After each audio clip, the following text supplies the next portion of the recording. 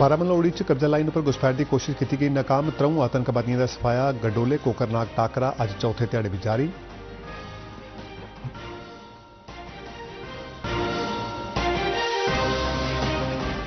प्रधानमंत्री मोदी और कल विश्वकर्मा जयंती पर नवी दिल्ली च विश्वकर्मा स्कीम की करन शुरुआत। जम्मू च इस स्कीम की व्यक्तिगत रूप में शुरू करन केंद्रीय मंत्री डॉक्टर जितेंद्र सिंह। और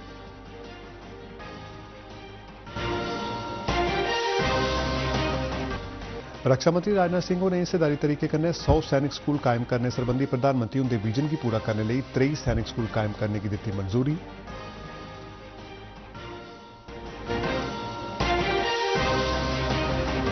लैफ्टिनेंट गवर्नर होरें आख्या जे लौहकी बरेसू च खेड प्रतिभा का पता लाने, समाजिक कुशलता ते टीम भावना पैदा करने लिए खेडें गी स्कूल पाठ्यक्रम का बनाया जाना लोड़चदा जरूरी हिस्सा।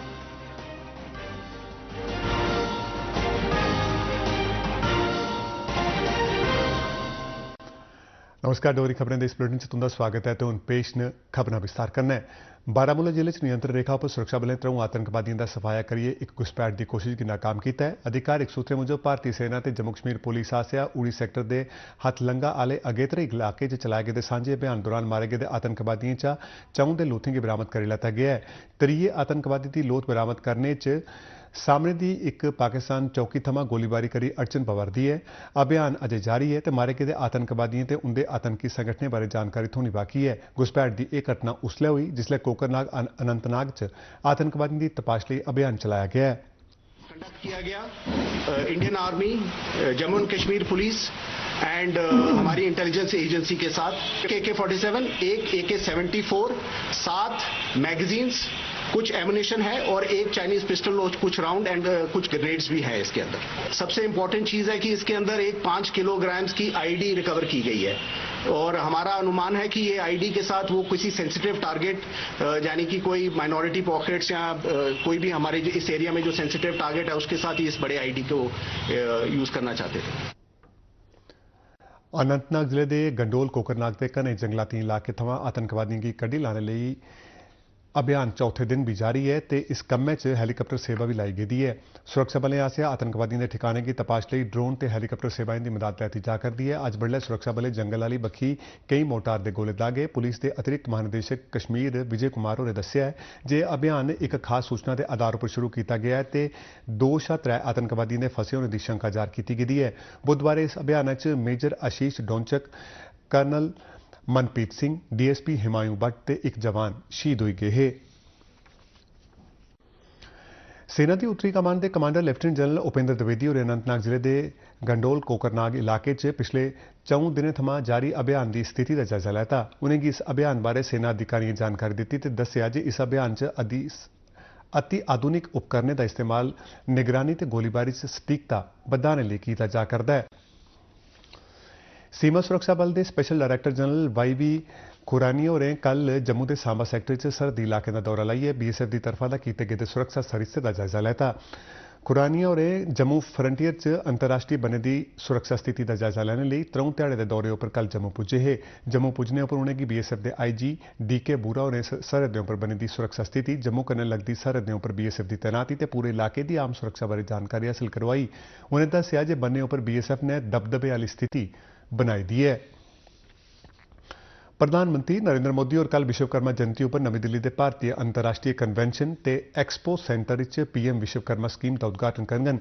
इस स्कीम का मकसद मुल्क के ग्रामीण ते शहरी इलाकों के दस्तकारें ते कारीगरें की छड़ा माली समर्थन के हासिल नहीं करवाना, सगुआं मकामी उत्पादें, कला ते हुनर दे राहें सदिये पुरानी रिवायतें ते संस्कृति ते विविध विरासत की जीवित रखना ते बधाना फैलाना भी है। इस स्कीम लिए पूरी चाली केंद्र की तरफा का फंड हासिल करवाए जांगन ते इहदे तहत 13,000 करोड़ रुपए की रकम रखी गई है। विश्वकर्माएं का बायोमीट्रिक आधारित PM विश्वकर्मा पोर्टल इस्तेमाल करिए सांझे सेवा केंद्र राहें मुफ्त पंजीकरण किया जाग। ताईं जम्मू च केंद्रीय राज्य मंत्री डॉक्टर जितेंद्र सिंह और व्यक्तिगत रूपा कन्नै विश्वकर्मा स्कीम की शुरुआत करन।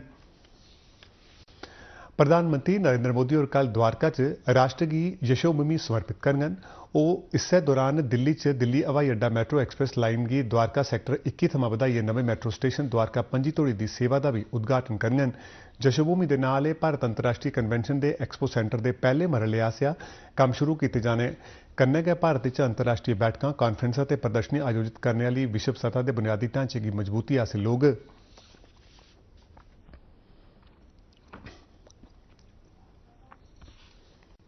गृह मंत्री अमित शाह ने अज आख्या जे ताजा कीते गेदे मॉर्निंग कंसल्ट सर्वे दसदा है जे प्रधानमंत्री नरेंद्र मोदी उनकी विषम नेताएं च बिजन मुकाबले वाली लोकप्रियता बनी दी है। अपनी एक सोशल मीडिया पोस्ट पर श्री शाह ने आख्या जे ये श्री मोदी उनके विदेश नीति की सोच की सफलता का एक प्रमाण है।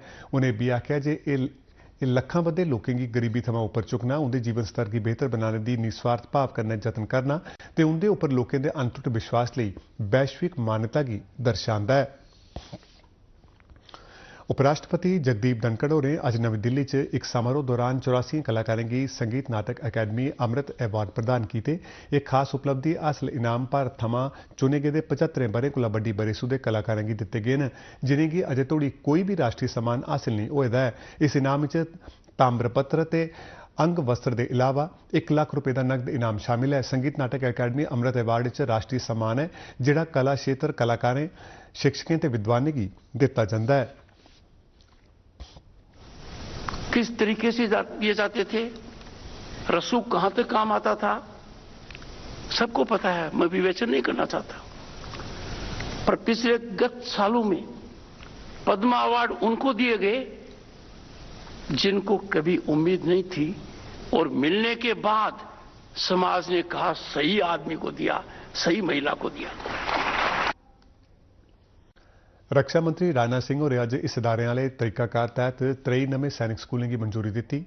इस पहल करने मौजूदा सैनिक स्कूलों के अलावा सैनिक स्कूल सोसायटी तहत इस इदारे वाले तरीकाकार तहत काम करने वाले नवे सैनिक स्कूलों की गिनती 42 हुई गई है। सरकार ने गैर सरकारी संगठन, निजी स्कूलों ते रियासती सरकारें कन्नै हिस्सेदारी करिए 6वीं जमात आली थमां लेइयै अगली जमात तोड़ी दर्जाबंद तरीके वादा करिए 100 नवे सैनिक स्कूल खोलने की मंजूरी दी दी है। प्रधानमंत्री नरेंद्र मोदी उनके एकड़े 100 सैनिक स्कूल कायम करने का मकसद विद्यार्थियों की म्यारी ते नवी शिक्षा नीति मुताबिक शिक्षा हासिल करवाना है। केंद्रीय विज्ञान प्रौद्योगिकी राज्य मंत्री डॉक्टर जितेंद्र सिंह होरें गुलशन ग्राउंड जम्मू च भारतीय संवेद औषध संस्थान आसेआ करवाए जा करदे 2 दिनें दे युवा सम्मेलन का अज उद्घाटन किया। उन्हें इस मौके पर आख्या जे पिछले 9 ब'रें च नरेंद्र मोदी सरकार ने बड़े पैमाने पर स्टार्टअप अभियान चलाया। उन्हें आख्या जे प्रधानमंत्री नरेंद्र मोदी उनके नारे startup India, stand up India करी देश च स्टार्टअप यूनिटें की गिनती 350-400 थमां बधी है, इसलिए 1.25 लाख तक पुजी गई है। डॉक्टर जितेंद्र सिंह होरें आख्या जे प्रधानमंत्री नरेंद्र मोदी उनके रोजगार बारे बयान, सरकारी नौकरियों की थार नवे स्टार्टअप शुरू करने बारे जिथे रोजगार के मौके पैदा हो सकते हैं। प्रधानमंत्री जी ने देश में, समाज में एक जागरूकता पैदा की कि रोजगार का अर्थ केवल सरकारी नौकरी ही नहीं, उससे बाहर भी बहुत सारे विकल्प है और विकल्प उपलब्ध भी करवाए, और उसमें से एक है स्टार्टअप मूवमेंट। सन 2015 में लाल किले के परिसर से उन्होंने अपने स्वतंत्रता दिवस के संबोधन में कहा था स्टार्टअप इंडिया, और एक मास मूवमेंट बन गया। एक नई नीति लाई गई जहां हम 350-400 स्टार्टअप थे, आज बढ़कर के 1.25 लाख से ऊपर हो गए। 100-110 से ऊपर हमारे यूनिकॉर्न है, और इसके लिए अनेकों क्रांतिकारी ऐसे निर्णय लिए गए कि स्टार्टअप्स के लिए नए आयाम, नए अवसर उपलब्ध हो। महिला ते बाल विकास मंत्रालय आसेआ देश भर च 6वां राष्ट्रीय पोषण माह इसलै मनाया जा करदा है। इस दौरान कई मंत्रालय ते विभागें कन्नै तालमेल करियै भलेआं हेठले स्तरै उप्पर खुराक बारे जागरूकता बधाने ते सरबंधै च गतिविधियें च बाद्धा करने लेई यतन कीते जा करदे न। पहले 12 दिनें दौरान देश भरै च जन अंदोलन डैशबोर्ड उप्पर 6 करोड़ शा बद्ध गतिविधियें गी दर्ज कीता गेआ है। छड़े ग्रामीण विकास मंत्रालय ने गै राष्ट्रीय पोषण माह 2023 दौरान 6 लाख शा बद्ध गतिविधियें दा आयोजन दर्ज करवाया है। इसके अलावा परिवार कल्याण मंत्रालय ते पंचायती राज संस्थान भी शानदार भूमिका निभा करते हैं।